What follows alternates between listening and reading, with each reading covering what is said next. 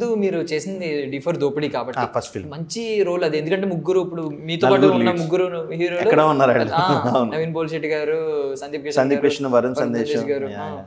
So అలాంటి role చేసినప్పుడు మీది చాలా మంచి కామెడీ ట్రాక్ అంతా మీది భలే ఉంటుంది, ఆ బాంబ్ సీన్. సో మీరు అలాంటి రోల్ చేసినప్పుడు మధ్యలో కొన్ని డౌన్ ఫాల్స్ ఉన్నాయి కదా, అంటే మీరు మీరు ఊహించుకుంటారు ఆ టైంలో అదే తప్పు చేశాను. ఎందుకు, ఆ రీజన్ ఏంటంటారు మీకు మధ్యలో? అదే నాకేంటంటే ఇక్కడ ఏమీ తెలియదు.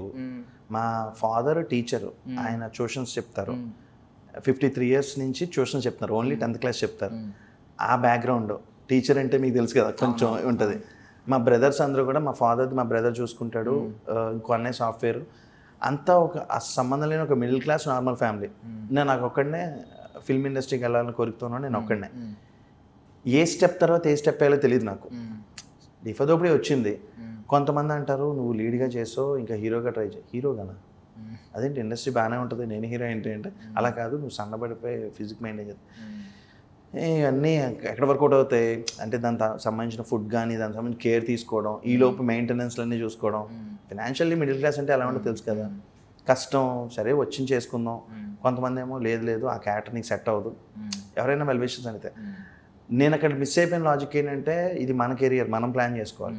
ఆ మిస్ అయిపోయిన క్యారెక్టర్స్ చేసిన వాళ్ళు ఇప్పుడు one of the top comedians, పేర్లు కాదు కానీ one of the top comedians. ఆ మిస్ అయిన మూవీస్ వాళ్ళల్లో ఇప్పుడు పాన్ ఇండియా సినిమాలు తీసేవాళ్ళు కూడా ఉన్నారు.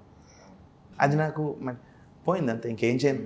అప్పుడు తెలియక నేను ఏంటంటే, ఇది మధ్యలో ఒక రీమేక్ సినిమా కోసం ఒక 6 months వేస్ట్ అయింది. లాస్ట్లో వాళ్ళు వేరే వాళ్ళతో వెళ్తున్నాం, అమ్మ ఏమనుకోద్దని చెప్పి అది పోయింది. ఆ టైంలోనే కరెక్ట్గా ఈ సినిమా చూపిస్తున్నామా, అది నాకు వరుణ్ సందేశ్ రిఫర్ చేశాడు, ఆ డైరెక్టర్ గారిని పరిచయం చేశాడు. ఆ డైరెక్టర్ గారు ఏమో నాకు సినిమా చూపిస్తున్నామా ఇచ్చారు. అది అయింది. తర్వాత కృష్ణగాడి వీరబ్రహ్మణ్యంలో చిన్న రోలు, అంటే ఫస్ట్ 3 scenes అన్నారు, తర్వాత ఏదో ట్రిమ్ అయింది, చిన్న రోలు.